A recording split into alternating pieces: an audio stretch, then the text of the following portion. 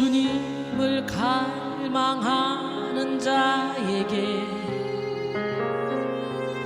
주여 은혜를 베푸소서. 지치고 상한 영혼들에게 주님의 손을 얹으소서. 치료의 하나님, 기적의 하나님, 이곳에 하늘의 문을 여소서. 영혼이 새 솟아올라 이 땅을 고쳐주소서. 상한 영혼, 지친 영혼 모두 주님의 임재 안에 새롭게 하소서. 치료의 하나님, 기적의 하나님, 이곳에 하늘의 문을 여소서. 영혼의 새 솟아올라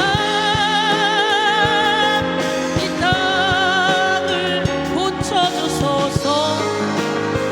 상한 영혼, 지친 영혼 모두 주님의 임재 안에 새롭게 하소서. 베드로전서 1장 3절로 4절 말씀 함께 보겠습니다. 우리 주 예수 그리스도의 아버지 하나님을 찬송하리로다. 그의 많으신 긍휼대로 예수 그리스도를 죽은 자 가운데서 부활하게 하심으로 말미암아 우리를 거듭나게 하사 산 소망이 있게 하시며 썩지 않고 더럽지 않고 쇠하지 아니하는 유업을 잊게 하시나니 곧 너희를 위하여 하늘에 간직하신 것이라. 이 말씀을 가지고 소망의 부활이라는 제목으로 함께 은혜를 나누길 원합니다. 부활은 기독교의 시작이요 기독교의 핵심입니다. 예수 그리스도의 부활로 말미암아 교회와 성도는 죽음을 이기고 세상을 다스리는 역동성을 부여받았고 모든 한계를 초월하는 권세를 누리게 되었습니다. 고린도전서 15장 55절로 58절 사망아 너희 승리가 어디 있느냐. 사망아 내가 쏘는 것이 어디 있느냐. 사망이 쏘는 것은 죄요 죄의 권능은 율법이라. 우리 주 예수 그리스도로 말미암아 우리에게 승리를 주시는 하나님께 감사하노니 그러므로 내 사랑하는 형제들아 견실하며 흔들리지 말고 항상 주의 일에 더욱 힘쓰는 자들이 되라. 이는 너희 수고가 주 안에서 헛되지 않은 줄 알미라 그랬어요. 오늘 우리는 부활의 예수님에 대해서 말로만 듣고 귀로만 들을 것이 아니라 직접 체험해야 됩니다. 기독교는 체험의 종교입니다. 부활절은 지났지만 부활의 역사는 끝나지 않았습니다. 부활신앙은 그리스도인의 삶 전체가 되어야 되고 성도가 굳게 잡아야 할 능력이 되어야 합니다. 부활하신 예수 그리스도와 연합하는 것은 성도가 날마다 누릴 특권입니다. 보드만은 그리스도께 대한 온전한 헌신을 하고 난 후 신자는 그리스도께서 거하신다는 의식적인 증거를 얻게 되는데 이를 그는 두 번째 회심으로서의 성령 세례라 이렇게 이해했습니다. 성령 세례를 받은 성도는 그리스도의 죽으심과 부활하심에 내가 함께 참여했다고 하는 영적 사실을 믿게 됩니다. 그리고 이런 연합을 실제적으로 가능케 해주신 분은 바로 성령님이십니다. 고드는 성령의 가장 중요한 사역이 신자들을 그리스도와 연합케 하고 또 그들에게 그리스도와 연합된 유익을 깨닫도록 하는 일이라고 말했습니다. 그래서 우리는 사도신경을 통해 날마다 부활신앙을 고백합니다. 특히 본디오 빌라도에게 고난을 받으사 십자가에 못 박혀 죽으시고, 이 말은 매우 중요한 대목인데요, 예수께서 십자가에서 못 박혀 죽으심으로 온 인류가 절대적인 절망에서 절대적인 소망으로 옮겨졌기 때문이죠. 예수님의 죽음과 부활로 인해서 우리는 영원한 죽음과 저주에서 구원받고 영광스러운 생명을 얻는 은혜를 입었습니다. 만약 예수께서 죽지 않으셨다면 우리가 죽어야 됩니다. 예수님은 우리의 죽음, 우리의 죄짐, 우리의 저주, 우리가 받아야 될 그 질고, 우리의 상처를 다 담당하시고 우리에게 완전한 신유와 영원한 생명을 주셨습니다. 이사야 53장 5절로 6절 그가 찔림은 우리 허물 때문이요 그가 상함은 우리의 죄악 때문이라. 그가 징계를 받음으로 우리는 평화를 누리고 그가 채찍에 맞음으로 우리는 나음을 받았도다. 우리는 다 양 같아서 그릇 행하여 각기 제 길로 갔거늘 여호와께서는 우리 모두의 죄악을 그에게 담당시키셨도다 그랬어요. 할렐루야. 함께 찬양합니다. 그가 찔림은 우리의 허물을 이함이요 그가 상함은 우리의 죄악을 인함이라. 그가 징계를 받음으로 우리가 나음을 입었도다. 우리는 다 양 같아서 그릇 행하여 각기 제 길로 갔거늘 각기 제 길로 갔거늘 여호와께서 우리의 죄악을 그에게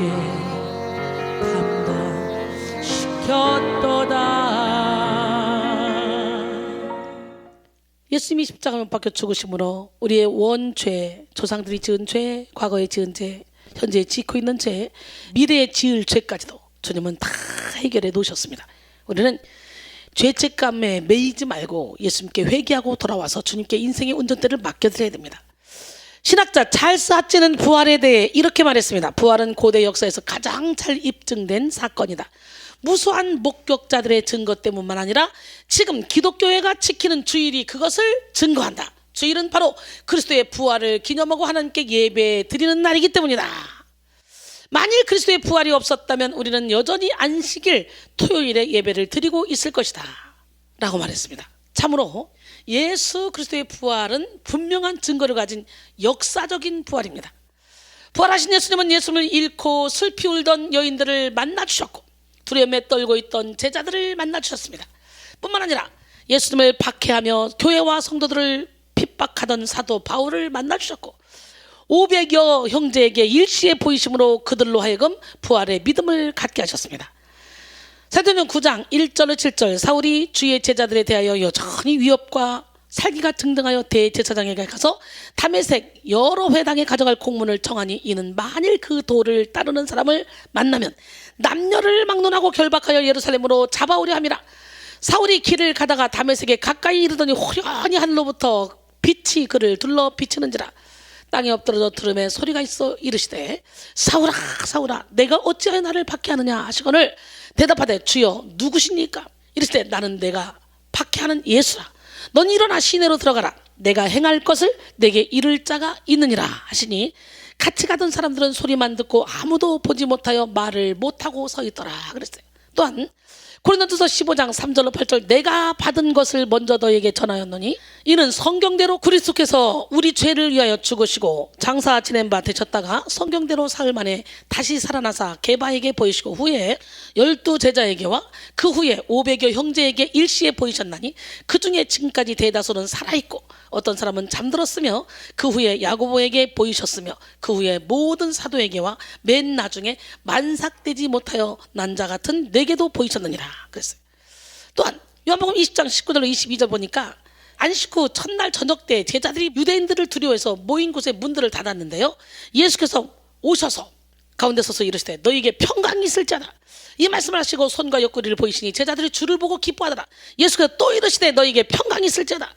아버지께서 나를 보내신 것 같이 나도 너희를 보내노라. 이 말씀하시고 그들을 향하사 숨을 내쉬며 이르시되 성령을 받으라 그랬어요.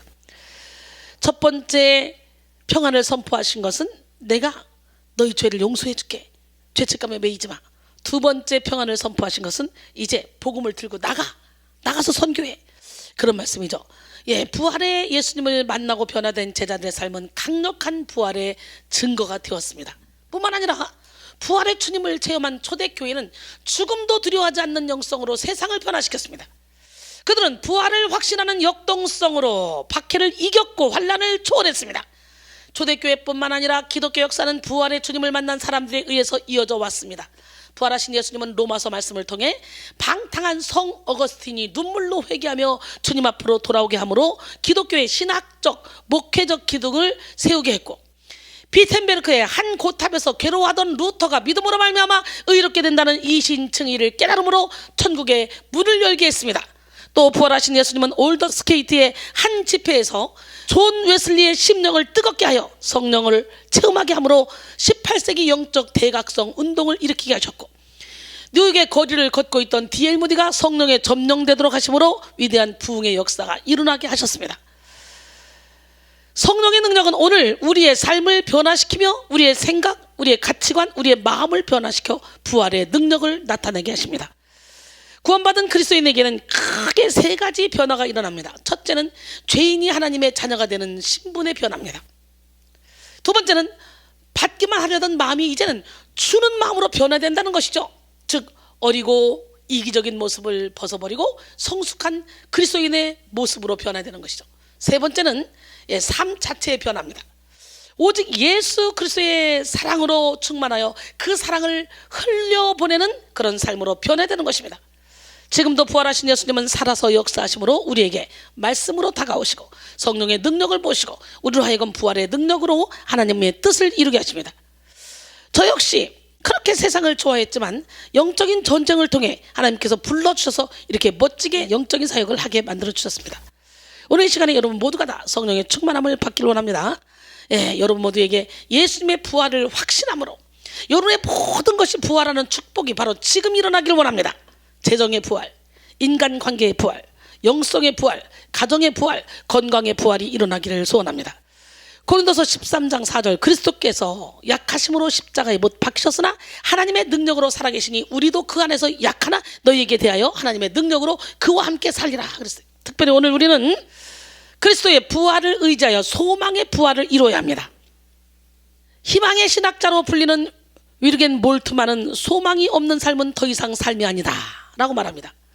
정신분석학자 빅토르 플랭클은 사람은 무엇으로 사는가 라는 책에서 나치 치하의 수용소 경험을 이야기하고 있습니다.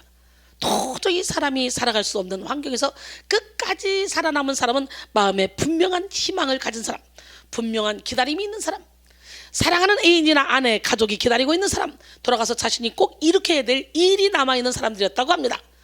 그는 사람은 먹는 것으로 사는 것도 아니요 오직 희망으로 산다, 오직 기다림으로 산다 라고 말합니다. 소망은 실제적인 힘이 있습니다. 슈바이처 박사는 성공의 비결은 소망을 잃지 않는 데 있다 라고 했고요, 헬렌 켈러는 참된 소망은 모든 것을 가능케 한다 라고 했습니다. 우리 하나님은 우리에게 항상 소망을 주시는 소망의 하나님이십니다. 부활의 놀라운 소식은 기독교의 출발점이 되었고 성도가 바라볼 소망의 실체가 되었습니다. 기독교는 그런 점에서 근본적으로 기쁨의 종교이고 소망의 종교입니다. 기독교인과 절망은, 기독교인과 슬픈 기색은 어울리지 않습니다. 예수님의 부활은 성도의 중생과 칭의를 보장하고 완전한 육신의 부활을 보장하며 영원한 소망을 보장하기 때문입니다. 베드로전서 3장 15절로 16절, 너희 마음에 그리스도를 주로 삼아 거룩하게 하고 너희 속에 있는 소망에 관한 이유를 묻는 자에게는 대답할 것을 항상 준비하되 온유와 두려움을 하고 선한 양심을 가지라. 이는 그리스도 안에 있는 너희의 선행을 욕하는 자들로 그 비방하는 일에 부끄러움을 당하게 하려 함이라 그랬어요. 소망이란 바라는 것, 기대하는 것입니다.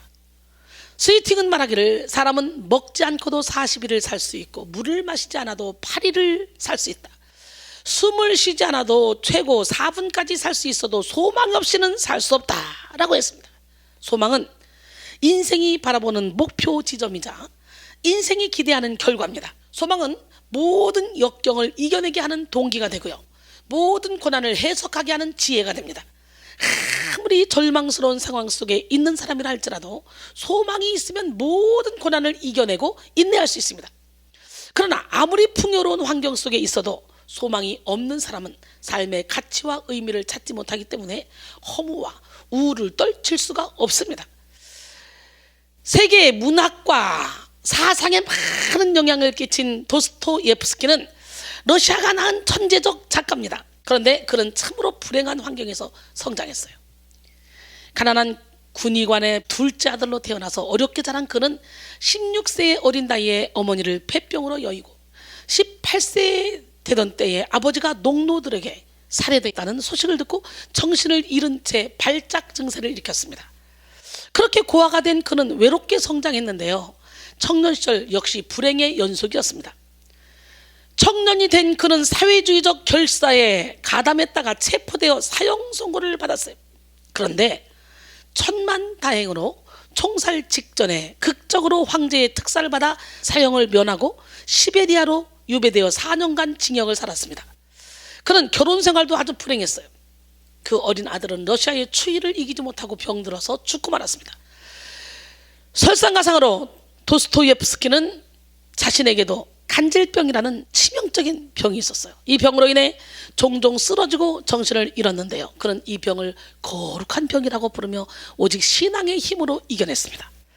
그는 예수 그리스도를 소망했기 때문에 고통이 크면 클수록 더욱더 빛나는 신앙의 삶을 살았고, 고난이 깊을 때 누에꼬치가 명주수를 뽑아내듯 글을 썼습니다. 그의 작품인 분신, 백야 등에 보면 불행한 사람들의 심리를 섬세하게 묘사하고 있습니다.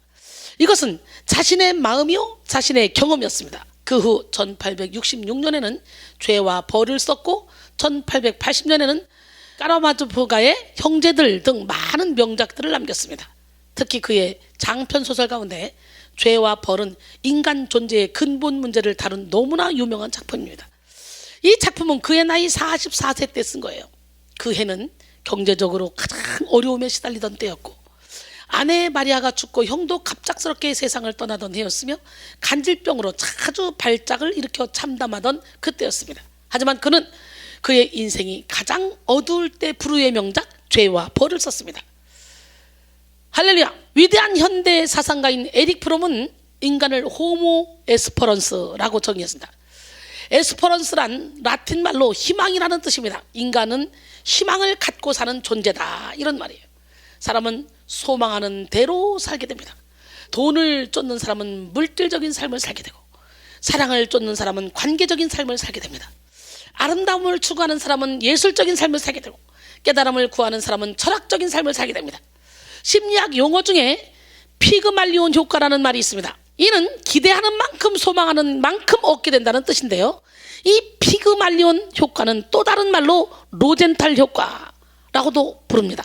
즉, 긍정적으로 기대하면 상대방은 기대에 부응하는 행동을 하면서 기대에 걸맞는 결과를 내보이게 됩니다. 교사의 기대에 따라 학습자의 성적이 향상되고 정성을 쏟는 만큼 원하는 결과가 나오게 되는데요. 이처럼 우리가 사람에게 기대하고 소망을 품어도 그 결과가 좋아지는데, 하물며 우리 하나님을 소망하며 기대하는 삶은 어떻겠습니까?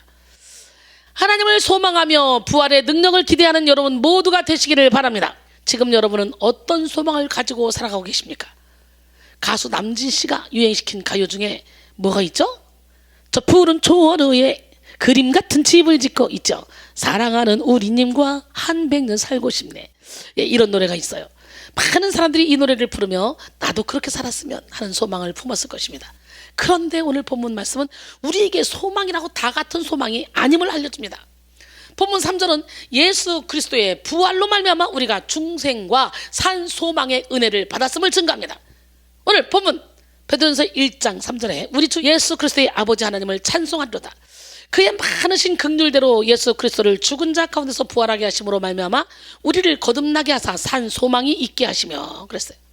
산 소망이 있다는 것은 죽은 소망도 있다는 얘기죠. 그러므로 우리는 분별의 지혜를 받아서 산 소망을 가져야 돼요. 이 세상에는 좋은 것일수록 가짜가 많습니다. 영원함을 상징하는 다이아몬드는 진짜가 귀한 만큼 가짜도 많아요. 몇백만 원, 몇천만 원 호가하는 가방도 가짜가 많습니다. 마찬가지로 고귀한 사랑에도 거짓 사랑이 있고요, 거룩한 능력에도 가짜 능력이 있어요. 야고보 사도는 믿음에도 살아있는 믿음이 있고 죽어있는 믿음이 있다고 그랬잖아요. 야고보서 2장 26절에 영혼 없는 몸이 죽은 것 같이 행함이 없는 믿음은 죽은 것이라 그랬어요. 우리는 죽은 믿음과 산 믿음을 구분하고 죽은 소망과 산 소망을 분별해야 됩니다. 하나님이 우리에게 주신 소망은 산 소망입니다. 산 소망을 따라갈 때 우리는 생명력 있는 삶을 살고 소망의 능력을 누릴 수가 있습니다. 그러나 죽은 소망은 인생을 병들게 합니다. 죽은 소망은 헛된 욕심에 빠져 인생을 낭비하게 만들고 인생의 귀중한 것을 귀중하지 않은 것으로 인해 상실하게 됩니다. 빌립보 3장 18절 말씀 보니까 내가 여러 번 너에게 말하였거니와 이제도 눈물을 흘리며 말하노니 여러 사람들이 그리스도의 십자가의 원수로 행하느니라. 그들의 마침은 멸망이요 그들의 신은 배요 그 영광은 그들의 부끄러움에 있고 땅의 일을 생각하는 자라. 그러나 우리의 시민권은 하늘에 있는지라. 거기로부터 구원하는 자 곧 주 예수 그리스도를 기다리노니 그는 만물을 자기에게 복종하게 하실 수 있는 자의 역사로 우리의 낮은 몸을 자기 영광의 몸의 형체와 같이 변하게 하시리라 그랬어요. 산 소망이란 리빙 호프로 살아있는 소망을 의미합니다. 즉 거짓 소망, 죽은 소망이 아니라 영원한 소망, 참된 소망, 생명이 있는 소망, 확실한 소망입니다. 산 소망은 하늘에 속한 영광을 구하는 것입니다. 그러나 죽은 소망은 자기 배를 신으로 섬기고 땅에 속한 영광을 쫓는 것입니다. 여러분은 산 소망을 갖고 계십니까? 죽은 소망을 갖고 계십니까? 죽은 소망은 영적 지혜를 마비시키고 육적 소유를 부추깁니다. 그래서 죽은 소망을 따라가는 사람은 마귀의 종살이를 하게 됩니다. 죽은 소망을 쫓는 사람은 육신의 정욕, 안목의 정욕, 이생의 자랑에 매여 허망한 것에 집착하고 육신의 것으로 인해 시기하고 다툽니다. 뿐만 아니라 죽은 소망에는 참된 만족이나 행복이 없습니다. 죽은 소망은 채울 수 없는 탐심을 숭배하게 하고 하늘에 속한 숭고한 가치를 무시하게 만듭니다. 그래서 죽은 소망을 버리지 않는 사람은 산 소망을 볼 수 없습니다. 지금 우리는 산 소망의 부활을 위해 죽은 소망을 버려야 됩니다. 골로새 3장 5절 그러므로 땅에 있는 지체를 죽이라 곧 음란과 부정과 사욕과 간청욕과 탐심이니 탐심은 우상숭배니라 그랬어요.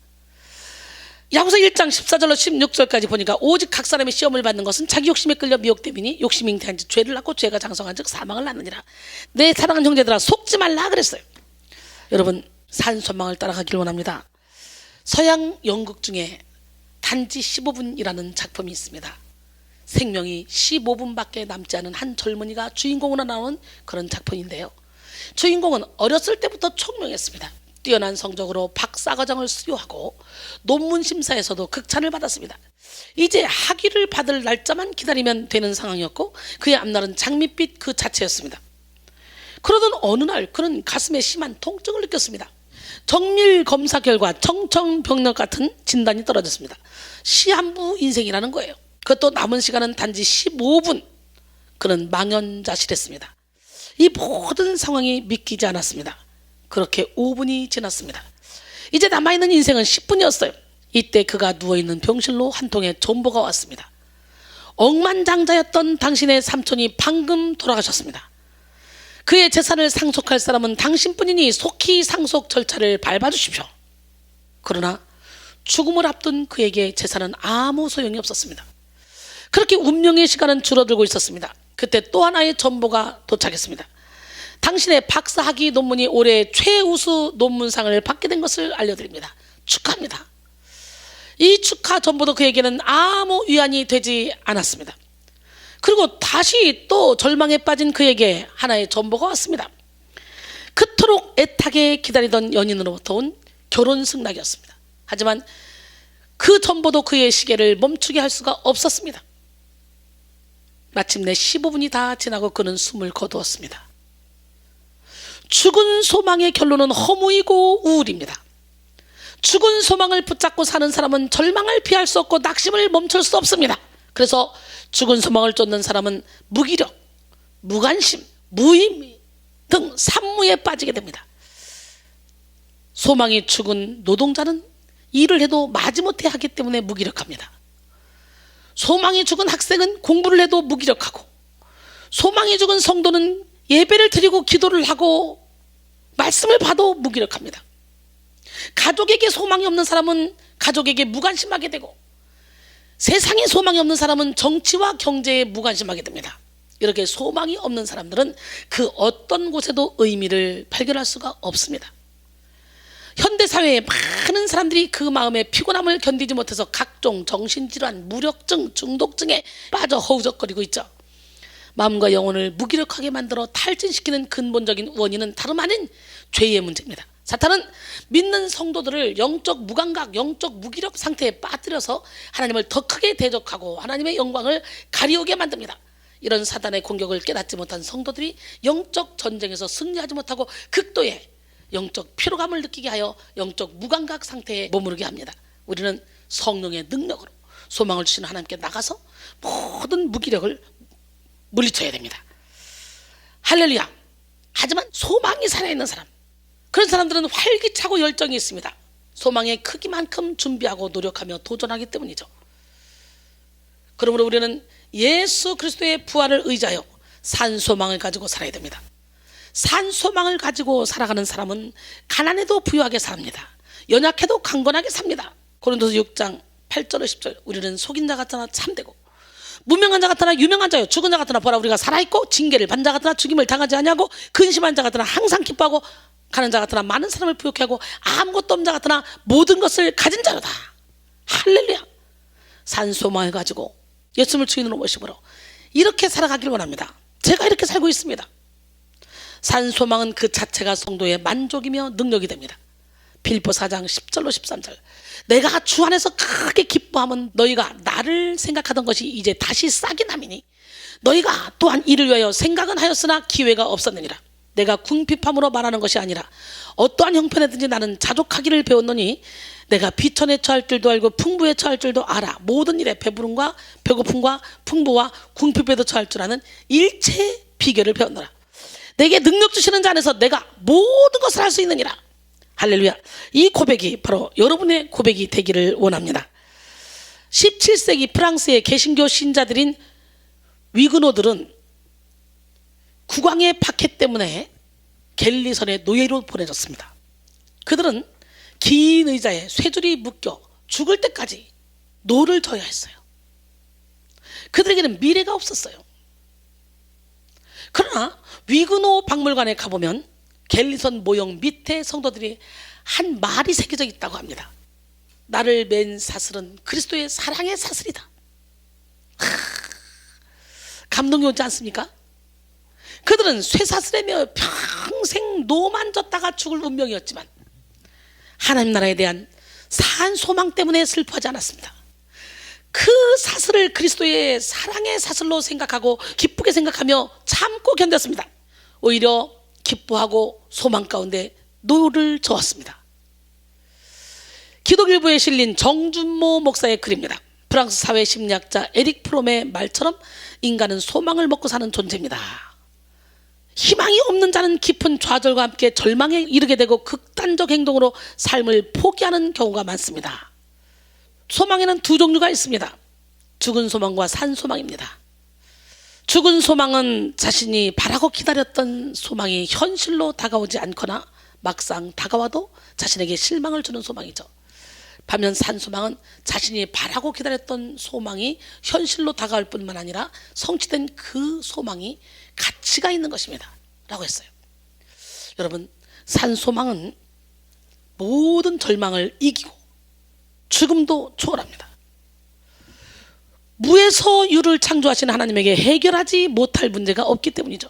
또 산 소망은 모든 죄를 이깁니다. 십자가에서 죽으시고 부활하신 예수께서 마귀의 일을 멸하시고 모든 죄를 대속하셨기 때문이에요. 뿐만 아니라 산 소망은 모든 두려움도 이겨냅니다. 보혜사 성령께서 언제나 함께 하시며 도와주시기 때문이죠. 그러므로 우리는 절망과 낙심을 만드는 죽은 소망을 버리고 예수 그리스도의 부활을 의지하여 산 소망을 붙들어야 합니다. 로마서 8장 24절에 우리가 소망으로 구원을 얻었으매 보이는 소망이 소망이 아니니 보는 것을 누가 바라려 그랬어요. 산 소망이 무엇일까요? 산 소망은 첫 번째로 하나님의 긍휼하심으로 나타납니다. 베드로서 1장 3절 오늘 본문 우리 주 예수 그리스도의 아버지 하나님을 찬송하려다. 그의 많으신 긍휼대로 예수 그리스도를 죽은 자 가운데서 부활하게 하심으로 말미암아 우리를 거듭나게 하사 산 소망이 있게 하시며 그랬어요. 우리가 가질 산 소망의 근거는 우리의 잘남도 아니고 우리의 공로도 아닙니다. 본문 3절은 우리가 산 소망을 누릴 수 있는 것은 하나님의 긍휼로 말미암는 것이라고 밝히고 있습니다. 사실 기독교의 구원은 다른 종교에 비해 쉽습니다. 모든 종교는 구원을 받기 위해서 일정한 대가를 요구합니다. 우선 이슬람교는 선행의 종교입니다. 평생 동안 성지순례를 한 번은 해야 합니다. 마지막 날 심판받을 때에는 선행과 악행의 양을 저울에 달아서 선행의 양이 많아야 천국에 들어갑니다.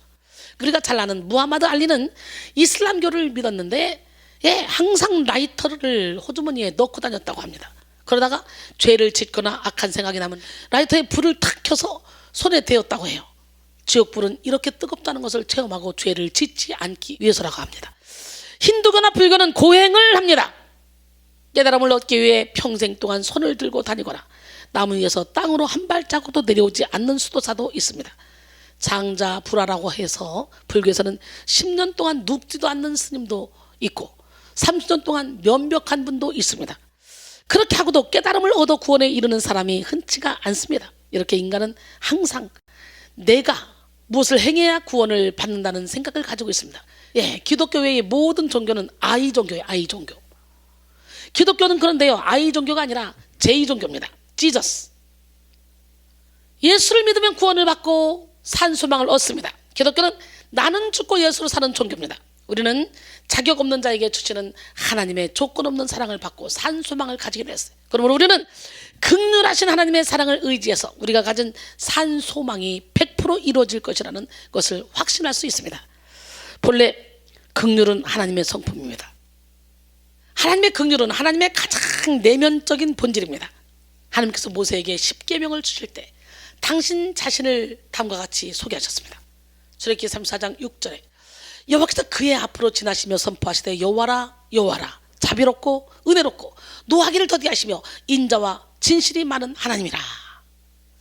하나님의 풍성한 긍휼하심은 하나님의 독생자를 이 땅에 보내게 했습니다. 온 인류의 죄를 대속하고 그들에게 영생을 얻게 하려고 독생자 예수를 이 땅에 보내셔서 십자가에 달려 죽게 하셨습니다. 이런 하나님의 긍휼을 깨달았던 마리아는 예수님의 수태 이후에 하나님을 찬양하며 하나님의 긍휼을 노래했습니다. 누가복음 1장 49절 50절 능하신 이가 큰 일을 내게 행하셨으니 그 이름이 거룩하시며 긍휼하심이 두려워하는 자에게 대대로 이르는도다. 할렐루야. 주님은 말씀하세요. 너는 두려워 마. 내가 너와 함께. 너는 놀라지 마. 나는 내 하나님이 됨이야. 내가 너를 굳세게 할 거야. 참으로 너를 도와줄 거야. 참으로 의로운 나의 오른손으로 너를 붙들어 줄 거야. 아멘. 너는 두려워 말라. 내가 너를 구속하였고 내가 너를 지명하여 불렀나니 너는 내 것이라. 내가 물 가운데로 지날 때에 내가 함께할 것이라. 강을 건널 때에도 물이 침몰 못하며 불 가운데 행할 때에 타지 아니할 것이요 사르지도 못하리라. 너는 두려워 말라. 너는 두려워 말라. 내가 세상 끝까지 너와 함께 하리라.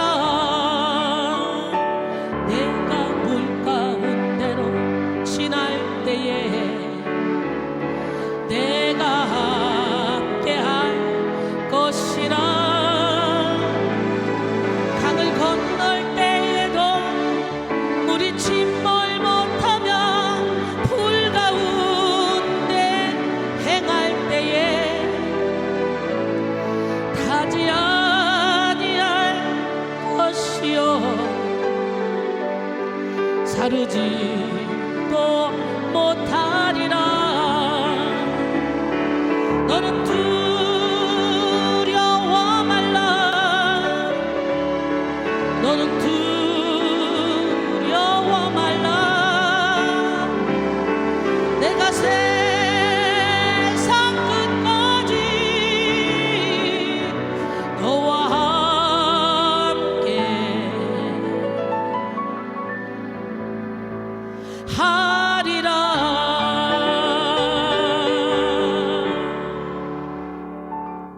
믿으십니까? 우리 주님은 세상 끝까지 우리와 함께 하십니다. 나의 구원, 나의 소망 다 어디? 주님께. 주님 나의 구원, 유일한 나의 소망, 나를 건지소서. 이 사망의 골짜기에서 내 마음 두려워 떨며 내 영혼의 빛이 위하니 땅끝에서부터 외치는 내 기로 들으소서. 내겐 주님밖에 없어요. 나를 도와주세요. 영원한 생명길로 이끄소서. 주님 장막에 나 들어가 내 영혼 쉬기 원해요. 주님의 날개 아래 날 덮으소서. 피난처 주님은 내 영혼의 피난처. 나를 구원하소서.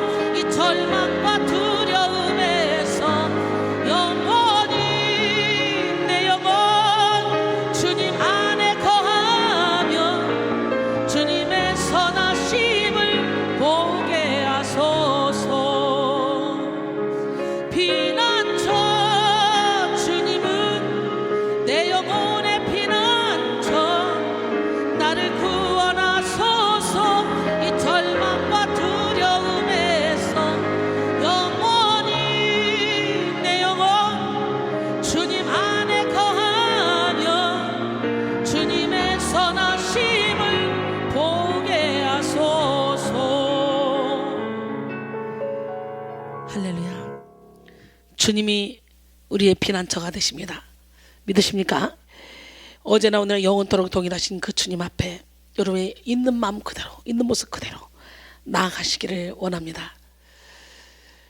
하나님은 살아계시고 살아계신 하나님은 지금도 불꽃 같은 눈동자로 여러분을 지켜보고 계십니다. 예수님께서 인간을 향해 하시는 모든 행위의 동기가 뭐냐? 바로 긍휼입니다. 예수님께서 인간에게 다가오시는 통로가 바로 뭐냐? 긍휼입니다. 인간을 긍휼히 여기신 예수님은 인간들의 모든 죄짐을 지시고 인간과 같이 되셔서 죽기까지 긍휼을 베푸셨어요. 히브리서 4장 14절로 16절 그러므로 우리에게 큰 대제사장이 계시니 승천하시니 곧 하나님의 아들 예수시라. 우리가 믿는 도리를 굳게 잡을지어다. 우리에게 있는 대제사장은 우리의 연약함을 동정하지 못하시리가 아니요 모든 일에 우리와 똑같이 시험을 받으시노되 죄는 없으시니라. 그러므로 우리는 긍휼하심을 받고 때를 따라 돕는 은혜를 얻기 위하여 은혜의 보좌 앞에 담대히 나아갈 것이니라 그랬어요. 할렐루야. 우리가 의지할 산소망의 근거는 이런 하나님의 긍휼입니다. 그러므로 우리는 하나님의 긍휼을 받은 사람답게 긍휼을 베풀며 살아야 합니다. 오늘날 우리 주위에는요, 우리의 긍휼을 필요로 하는 사람들이 무수히 많이 있습니다. 영육으로 굶주리고 아파하며 신음하는 그런 영혼들이 너무나 많습니다. 우리는 예수님의 긍휼함을 가지고 많은 영혼을 살려내야 돼요. 영국의 신학자 아더 핑크는 이런 말을 했습니다. 긍휼히 여기는 마음은 자연인의 마음 속에서는 찾아볼 수 없다. 사실 그리스도인이 아닌 자들에게도 때때로 많은 친절과 성품과 고난에 대한 동정심과 잘못에 대한 용서하는 마음이 있음을 발견하게 된다. 그러나 그것은 본능적인 것일 뿐이며 비록 그들이 친절하다 할지라도 영적인 것은 아무것도 없다라고 했어요. 참된 긍휼은 육체적 필요에 대해 불쌍히 여기고 그치는 것이 아니라 영혼을 불쌍히 여기는 마음으로 영혼을 살리는 마음입니다. 긍휼히 여긴 자는 긍휼히 여김을 받을 것이요, 그러죠? 참된 긍휼의 궁극적 목표는 영혼 구원에 있습니다. 그러므로 우리는 하나님의 긍휼을 의지하여 산 소망을 누리고 하나님께 받은 긍휼로 영혼 구원에 힘쓰는 삶을 살아야 됩니다. 할렐루야. 그 다음에 산 소망은 그리스도의 부활로 나타납니다. 죽은 소망에는 근거가 없지만 산 소망에는 근거가 있습니다. 그 근거는 바로 예수 그리스도의 부활입니다. 오늘 본문 3절을 제가 몇 번씩 읽게 되는데, 우리 주 예수 그리스도의 아버지 하나님을 찬송하리로다. 그의 많으신 긍휼대로 예수 그리스도를 죽은 자 가운데서 부활하게 하심으로 말미암아 우리를 거듭나게 하사 산 소망이 있게 하시며. 할렐루야.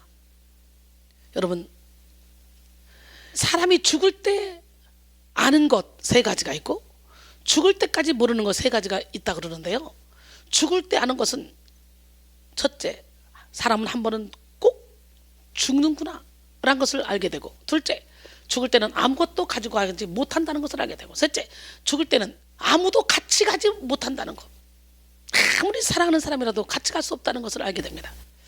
근데 죽을 때까지 모르는 것 세 가지는, 첫째, 언제 죽을지 모른다는 것, 둘째, 어디에서 죽을지도 모른다는 것, 셋째, 어떻게 죽을지도 모른다는 것입니다. 참으로 우리가 가진 세상의 육신은 언젠가 죽고 썩어집니다. 실존 철학자 키에르 케고르는 죽음에 이르는 병이라는 책에서 인간을 정의하기를 죽음에 이르는 병에 걸려 절망하고 있는 존재라고 했습니다. 그 어떤 지식인도 재벌도 죽음의 공포를 피해갈 수가 없습니다. 육의 세상에서 죽음은 모든 사람들의 두려움과 절망이죠. 육에 속한 사람들은 일평생 죽기를 무서워하며 사망 권세의 종로로 타며 살아갑니다.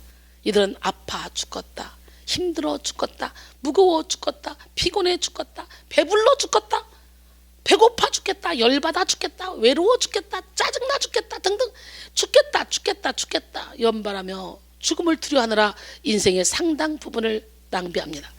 그러나 예수 그리스도는 십자가에 죽으시고 부활하심으로 우리를 죽음의 종살이에서 해방시켜 주셨습니다. 히브리서 2장 14절로 15절, 자녀들은 혈과 육에 속하였음에 그도 또한 같은 모양으로 혈과 육을 함께 지니심은 죽음을 통하여 죽음의 세력을 잡은 자 곧 마귀를 멸하시며 또 죽기를 무서워하므로 한평생 매여 종로로 타는 모든 자들을 놓아주려 하심이니 그랬어요. 로마서 6장 6절로 9절, 우리가 알거니와 우리의 옛사람이 예수와 함께 십자가에 못 박힌 것은 죄의 몸이 죽어 다시는 우리가 죄에게 종로로 타지 아니하려 함이지, 이는 죽은 자가 죄에서 벗어나 의롭다 하심을 얻었습니다.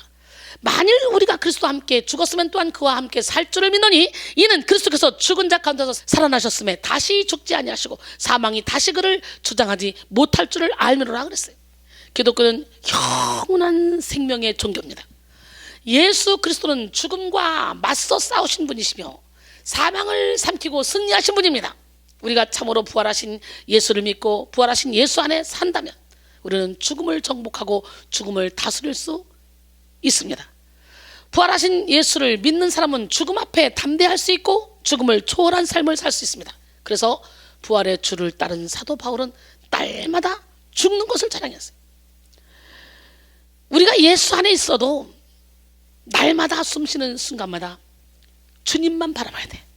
날마다 죽어야 돼. 왜냐하면 육신의 정령, 안목의 정령, 이생의 자랑을 따라갈 수밖에 없는 육의 몸을 가지고 태어났기 때문에 육의 몸이 있는 한 죄를 지을 확률이 많아요.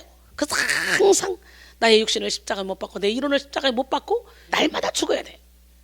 고린도전서 15장 31절에 형제들아, 내가 그리스도 예수 우리 주 안에서 가진 바 너희에 대한 나의 자랑을 두고 단언하노니 나는 날마다 죽노라 그랬어요. 사도 바울은 날마다 죽음으로 하나님 앞에 더 가까이 갔습니다. 날마다 육신의 정욕 죽이고 안목의 정욕을 죽이고 이생의 자랑을 죽이면서 예수 그리스도의 마음을 품고 또 품었습니다. 또 날마다 인간적인 생각을 죽임으로 예수님의 생각을 가졌습니다. 그러면서 고린도전서 11장 1절에 뭐라고 말하냐, 내가 예수 그리스도를 본받는 자가 된 것 같이 너희도 나를 본받는 자가 되라 말했습니다. 예, 이렇게 날마다 죽은 사도 바울은 날마다 새롭게 태어났습니다. 함께 찬양해 볼까요? 날마다 숨쉬는 순간마다.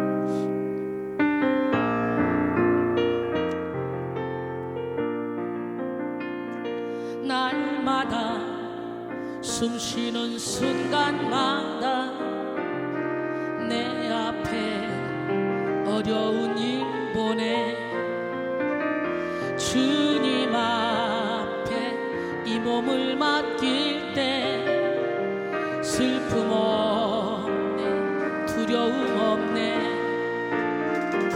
주님의 그 자비로운 손길 항상 좋은 것 주시도다.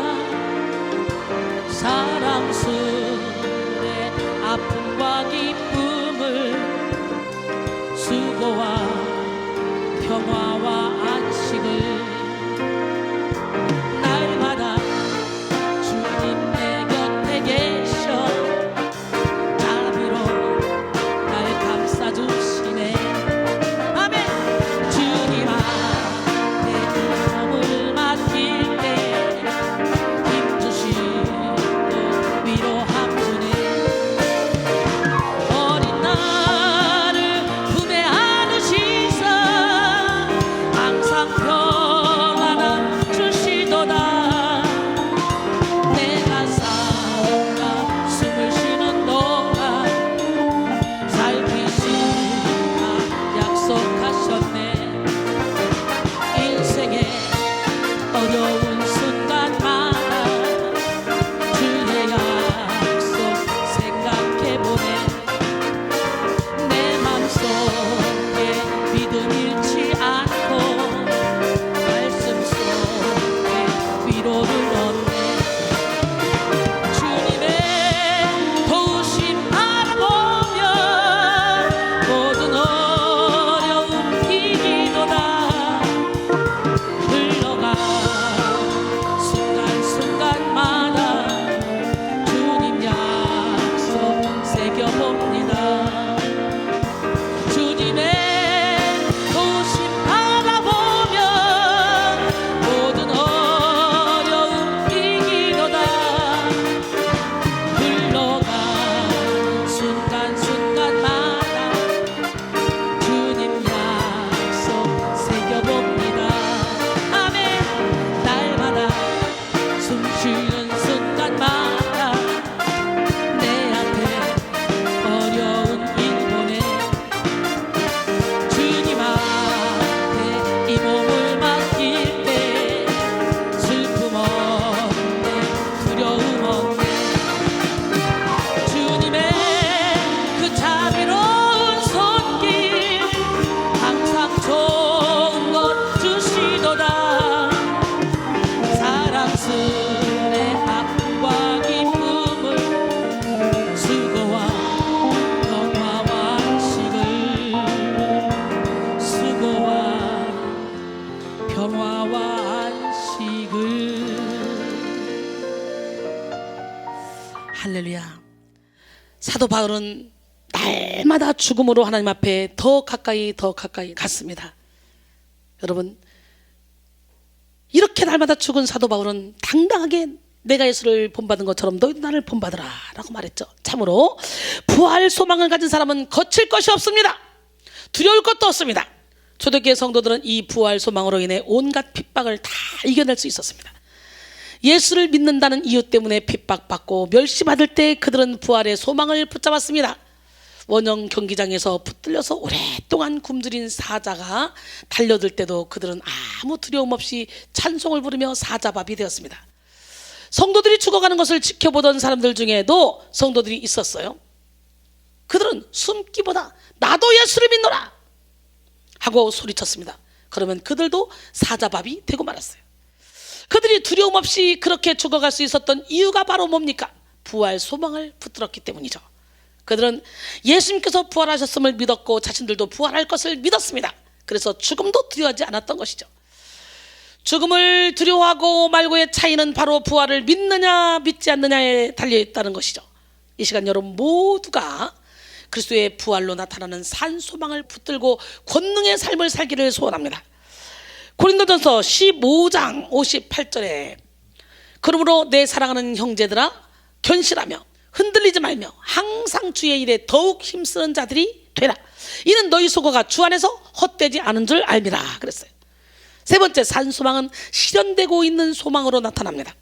산소망은 먼 훗날에 이루어지는 그런 막연한 소망이 아니라 현재에도 실현되고 있는 소망이에요. 그래서 우리는 예수님의 부활을 의지해서 현재의 삶에서 영의 부활을 누리고 지정의의 부활을 누리며 삶의 모든 영역에서 부활의 은혜를 입을 수 있습니다. 이것을 본문 3절은 거듭남으로 설명했어요. 거듭남, 즉 중생은 위에서 태어나다 혹은 다시 태어나다 라는 의미를 가지고 있습니다. 위에서 태어난다는 것은 아래에서 태어남과 정반대 개념으로 하늘에서 혹은 하나님으로부터 태어난다는 뜻이죠. 그래서 위에서 난 사람은 비록 세상에 살고 있지만 세상에 속해 있지 않습니다. 그렇죠. 여러분의 시민권은 필리포 2장 12절에 보니까 하늘에 있다 그래서 하늘에. 마틴 로이드 존스는 거듭남은 분명 하나님이 하시는 일입니다. 이는 하나님의 창조 활동으로서 사람은 전적으로 수동적이며 그 어떤 기여도 하지 않습니다. 즉 우리는 스스로 난 것이 아닙니다. 거듭남은 전적으로 우리 안에 그리고 우리에게 행하시는 하나님의 역사입니다 라고 말했습니다.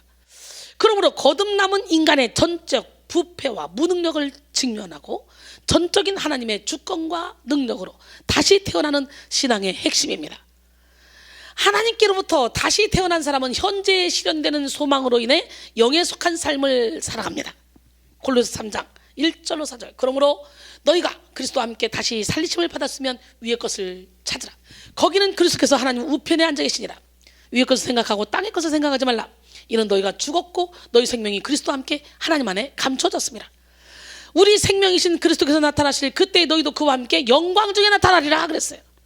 할렐루야. 에베소 2장 4절 6절 보니까 긍휼이 풍성하신 하나님이 우리를 사랑하신 그 큰 사랑을 인하여 허물로 죽은 우리를 그리스도와 함께 살리셨고 또 함께 일으키사 그리스도 예수 안에서 함께 하늘에 앉히시니. 할렐루야. 우리는 이 땅에 사는 것 같지만 하나님이 그리스도와 함께 우리를 감춰놓으셨고 우리는 예수 그리스도와 함께 하늘에 앉아있는 거예요. 우리의 영혼이. 여러분 우리의 영혼의 소속은 하늘의 시민권이고 우리의 육의 소속은 이 땅의 시민권을 갖고 있죠. 그러기에 우리는 영적인 그런 삶을 살아서 우리 영혼이 혼을 뚫고 육을 뚫고 나가서 이 세상도 이 환경도 이기며 살아가야 돼요. 영으로 거듭나기 전까지의 사람은 육에 속한 자입니다. 거듭나지 않고서는 하늘의 뜻을 알 수 없을 뿐만 아니라 행할 수도 없습니다. 그들이 하는 행위는 종교적 행위일 뿐입니다. 거듭남이란 속사람의 변화입니다. 겉모습의 화려한 치장이 아닙니다. 거듭난 자는 속사람의 변화가 일어납니다. 거듭난 사람은 생각이 달라지고 인생의 방향이 달라지며 모든 것이 달라집니다. 이것이 실현되고 있는 소망의 나타남이고 예수 그리스도의 구속으로 말미암아 새로운 피조물로 다시 태어나는 것입니다. 고린도서 5장 17절에 그런즉 누구든지 그리스도 안에 있으면 새로운 피조물이라. 이전 것은 지나갔으니 보라 새 것이 되었다. 여러분 모두가 다 새로운 피조물답게 살기를 원합니다. 새로운 피조물의 소망은 예수 그리스도의 성품을 담는 거예요. 속사람이 거듭난 사람은 예수 그리스도의 겸손을 사모하고 예수 그리스도의 사랑을 추구합니다.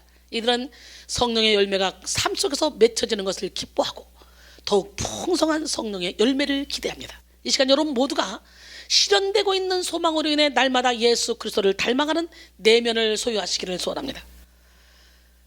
시가 있어요. 소망이 한 가지 있습니다 라는 시입니다.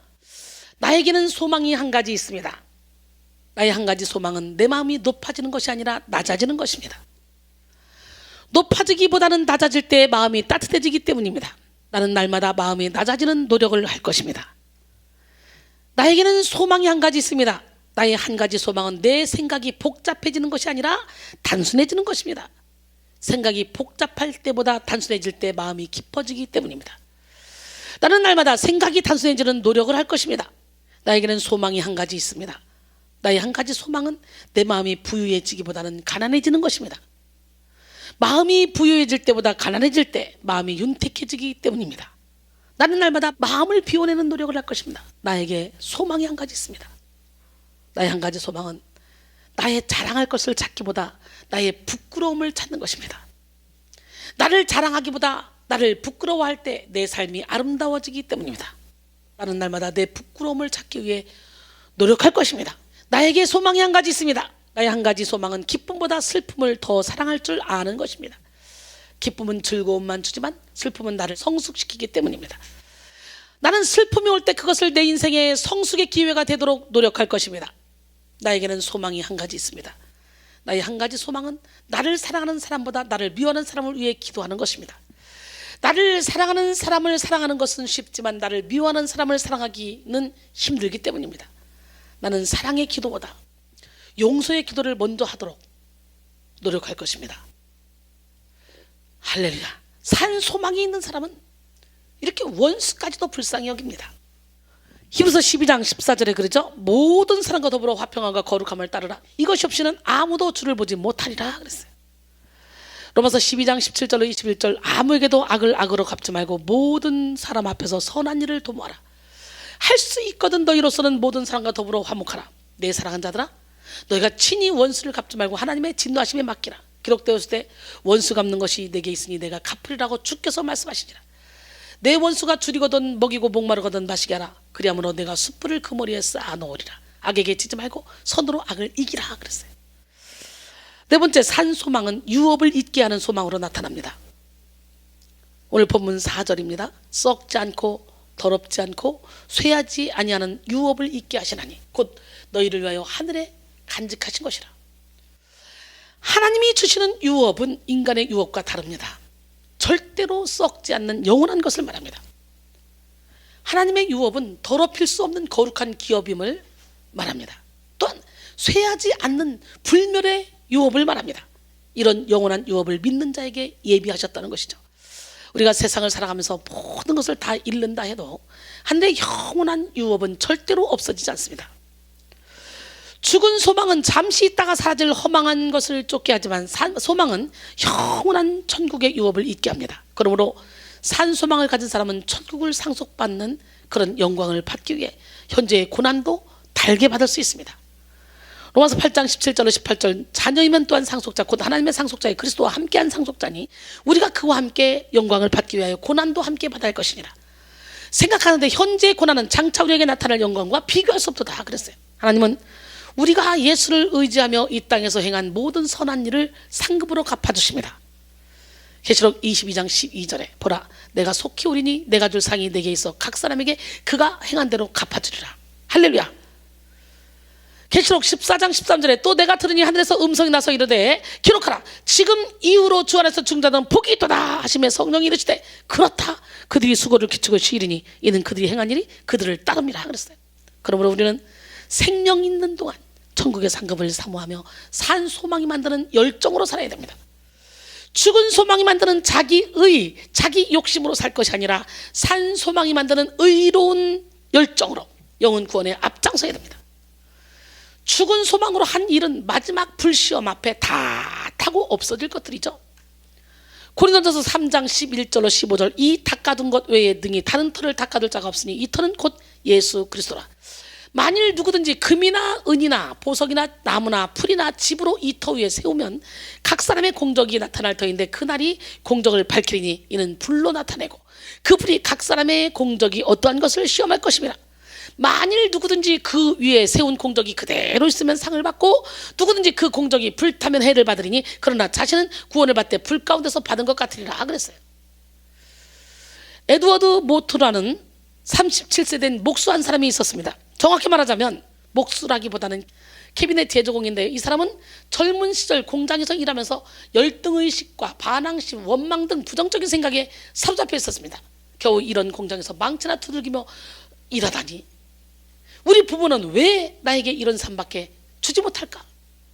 이런 열등의식, 반항, 원망으로 가득 찬 그에게의 삶은 전혀 무의미한 것이었고 그에게 소망이란 조금도 없었습니다. 그러던 어느 추운 겨울날 그는 런던 거리를 배회하다가 길가에 있던 자그만 교회에 들르고 싶은 마음이 생겼어요. 그래서 그 교회에 들어갔습니다. 그 교회 강대상에서 존 하이아트 목사님이 요한복음 3장을 가지고 거듭난 도리에 관한 설교를 하고 있었습니다. 그 말씀을 들었을 때 에드워드 모트는 그렇다 나는 거듭나야 된다 라는 강력한 소원이 일어나기 시작했습니다. 성령께서 그의 마음을 열어주셔서 그는 예수 그리스도를 영접하고 거듭났습니다. 이렇게 거듭난 에드워드 모트는 그의 일기에 이렇게 기록했어요. 내 망치는 이제 춤을 춘다. 내 망치는 이제 노래하기 시작했다. 그리고 내 눈동자는 생기가 돌고 내 마음속에는 생수가 솟는다. 예수께서 내 마음에 오셨기 때문이다. 나는 거듭났다. 할렐루야. 오늘 이 시간에 여러분 무력합니까? 믿는 자들에게 하나님께서는 배에서 생수가 넘쳐 흐르게 한다 그랬잖아요. 요한복음 7장 37절 이하에 명절 끝날 곧 큰 날에 예수께서 서서 외쳐 이르시되 누구든지 목마르거든 내게로 와서 마시라. 나를 믿는 자는 그 배에서 생수의 강이 넘쳐나리라. 할렐루야. 나는 오늘 이 시간에 여러분 모두가 예수를 믿음으로 여러분 배에서 생수가 넘쳐나기를 원합니다.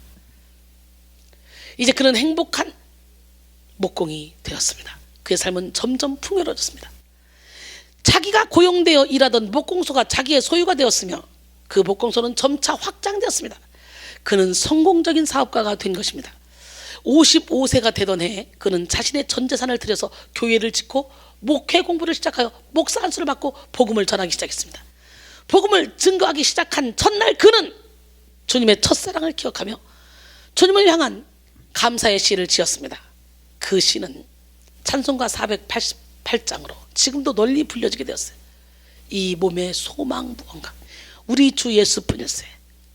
우리 주 예수 밖에는 믿으리 아주 없도다. 주 나의 반석이시니 그 위에 내가 서리라. 그 위에 내가 서리라. 할렐루야. 결론적으로 사랑하는 성도 여러분, 우리는 예수 그리스도의 부활을 의지하여 소망의 부활을 이루어야 됩니다.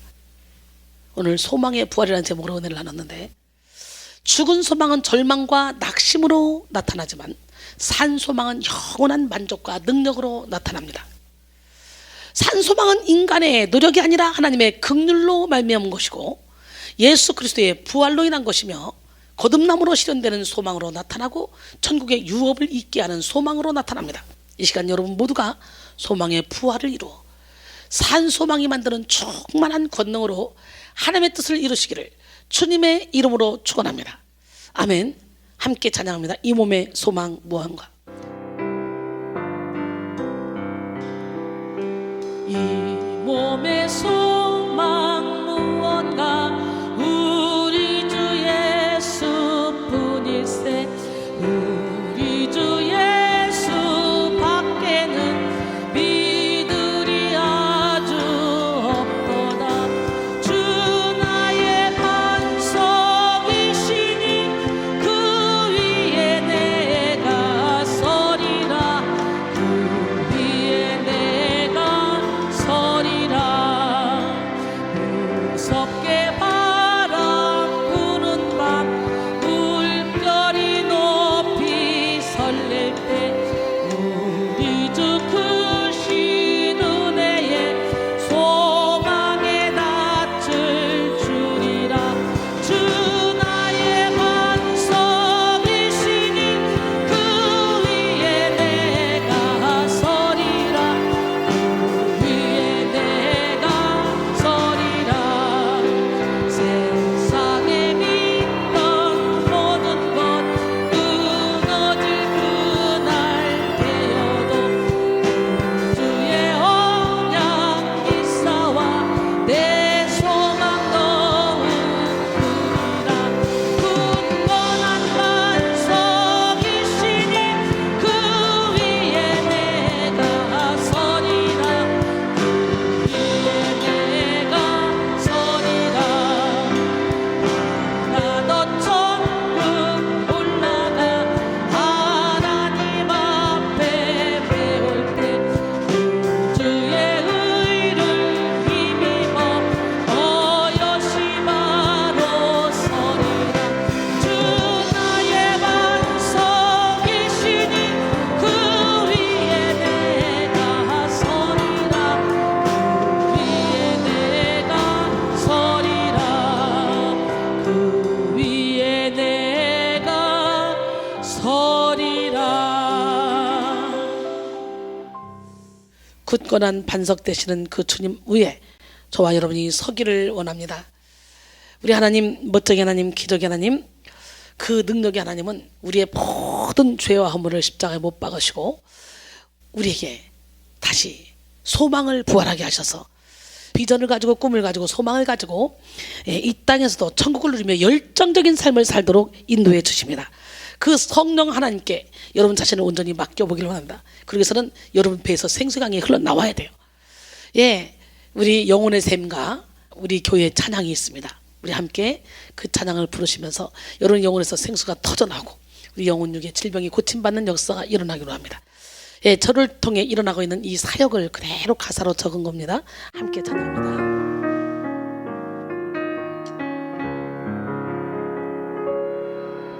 주님을 갈망하는 자에게 주여 은혜를 베푸소서. 지치고 상한 영혼들에게 주님의 손을 얹으소서. 치료의 하나님, 기적의 하나님, 이곳에 하늘의 문을 여소서. 영혼의 샘 솟아올라 이 땅을 고쳐주소서. 상한 영혼, 지친 영혼 모두 주님의 임재 안에 새롭게 하소서. 치료의 하나님, 기적의 하나님, 이곳에 하늘의 문을 여소서. 영혼의 샘 솟아올라 이 땅을 고쳐주소서. 상한 영혼, 지친 영혼 모두 주님의 임재 안에 새롭게 하소서. 이 험한 세상 우리가 살아갈 동안에 주님의 임재 안에 거하지 않으면 우리는 시시때때로 절망하고 좌절하며 낙심할 수밖에 없습니다. 오늘 생명 있는 동안에 오직 주님만 따라가는 여러분 모두가 되기를 원합니다. 이 험한 세상 나 살아갈 동안 내 주님 가신 길 걸으며 내 주님을 찬양해. 십자가 보혈 날 구한 그 사랑 나 매일 찬양을 드려도 늘 부족한 것뿐이니 나 호흡 있는 동안에 나 생명 있는 동안에 나 주를 찬양하리라. 내게 생명 주신 주님을 내 작은 손에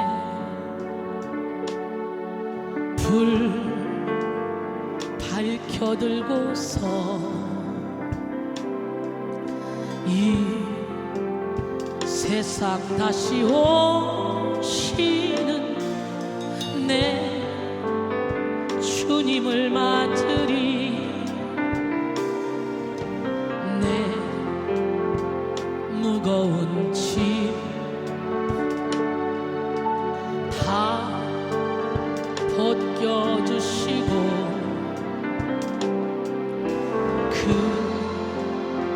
아름다운 금멸과 날 위해 예비하시리. 나 호흡 있는 동안에 나 생명 있는 동안에 나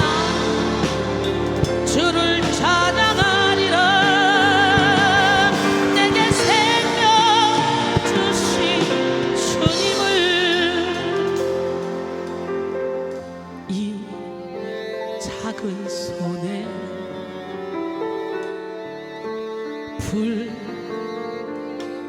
밝혀들고서 이 세상 다시 오시는 내 주님을 맞으리. 내 무거운 짐 다 벗겨주시고 그 아름다운 금연류관 날 위해 예비하시리. 나 호흡 있는 동안에 나 생명 있는 동안에 나 주를 찬양하리라. 내게 생명 주신 주님을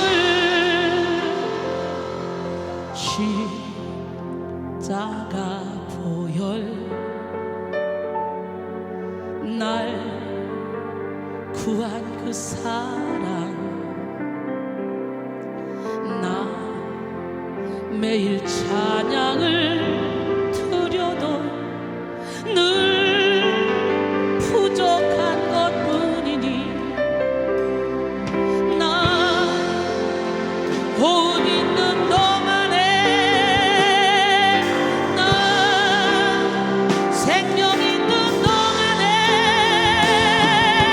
나 주를 찬양하리라.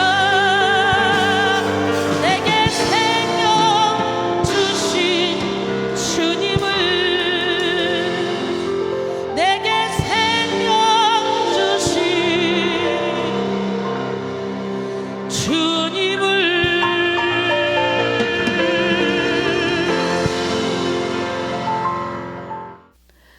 하나님은 살아계십니다. 마음이 상한 자를 고치신 하나님 앞에 여러분 자신을 내어 드리기를 원합니다.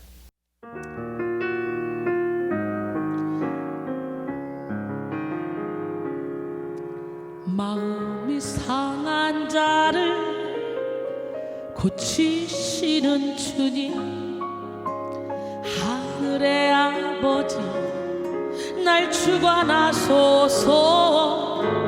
주의 길로 인도하사 자유케 하소서.